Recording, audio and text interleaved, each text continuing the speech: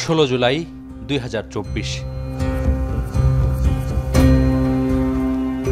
ছিল আষাঢ়ের শেষ দিন, কিন্তু আকাশের সব মেঘ যেন পঞ্জীভূত হয়েছিল ছাত্র জনতার হৃদয়ে।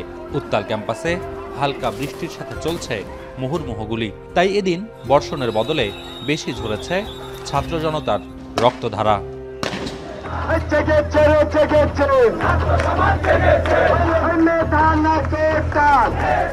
কোটা না মেধা, মেধা মেধা স্লোগানে উত্তরের রাজপথে ছাত্র জনতার ঢল। উত্তাল নুরুল দিনের শহর। কবি সৈয়দ শামসুল হকের জাগোবাহে কণ্ঠে সবাই এই হাক যেন ধ্বনিত হচ্ছিল রংপুরের পথে পথে।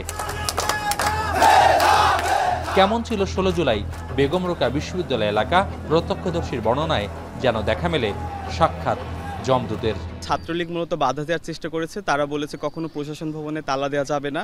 পাশাপাশি একবার হয়েছিল কি আবু সাইদের গলা চেপে ধরেছিল। মহানগর ছাত্রলীগ, স্থানীয় ছাত্রলীগ, আমি বিভিন্ন কলেজের কমিটি এবং টোকাই কিন্তু তারা ভাড়া করে শুধুমাত্র আমাদেরকে আঘাত করার জন্য। 15 জুলাই রাতে ছাত্রলীগ প্রোগ্রাম দিল হচ্ছে একটাই, ওই অনুযায়ী আমাদের প্রোগ্রাম করার কথা হচ্ছে যে যেহেতু ওরা একটাই দিছে, কিন্তু আমরা আর এবার তিনটাই দেবো না, আমরা দেবো 10টায়। বেলা তখন দ্বিপ্রহর।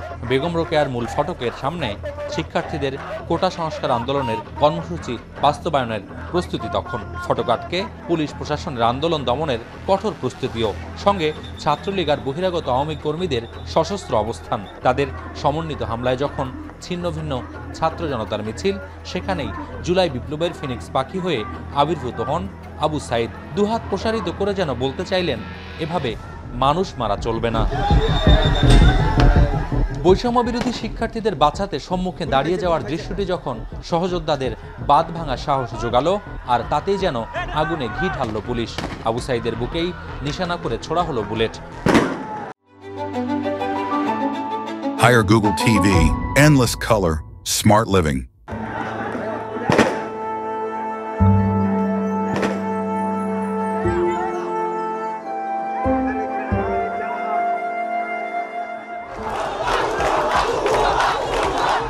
প্রথম শহীদ আবু সাইদের মৃত্যুর খবর ছড়িয়ে পড়তেই পাল্টে গেল দেশ জুড়ে বৈষম্য বিরোধী ছাত্র আন্দোলনের নতুন গতিপথ।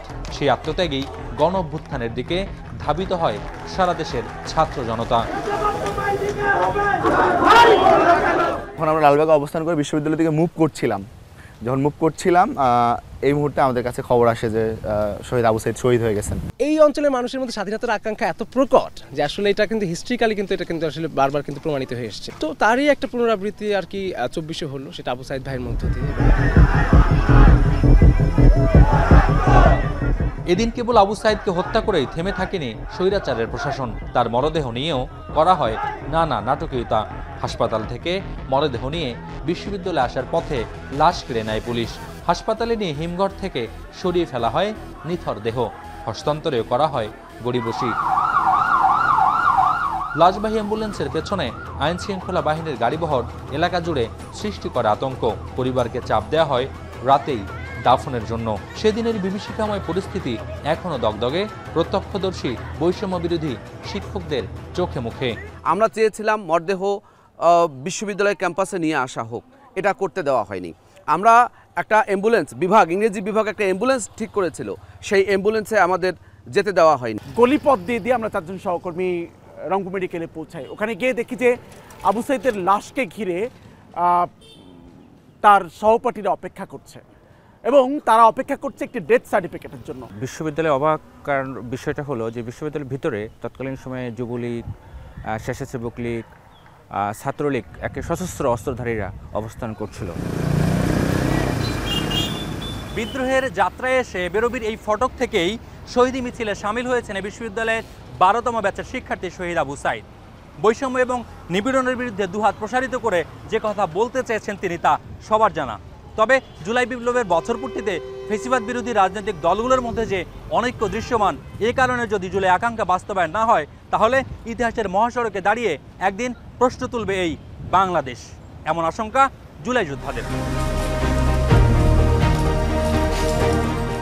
আবু সাইদের মৃত্যুর মাধ্যমে জুলাইয়ের কোটা সংস্কার আন্দোলনকে বিপ্লবে রূপ দেওয়ার নেপথ্যে ইতিহাসের অবিচ্ছেদ্য অনুষঙ্গ এখন রংপুরের বেগম রোকেয়া বিশ্ববিদ্যালয়। 16 জুলাই আবু সাঈদের সাহস ও বীরত্ব যেভাবে হয়ে উঠেছিল মিছিলের মোহনা, তার বছর পূর্তিতে মানুষের প্রত্যাশা সেভাবেই সকল বৈষম্য ও নিপীড়নের বিরুদ্ধে বাংলার তারুণ্য উচ্চারণ করবে বন্ধু নামো পথে।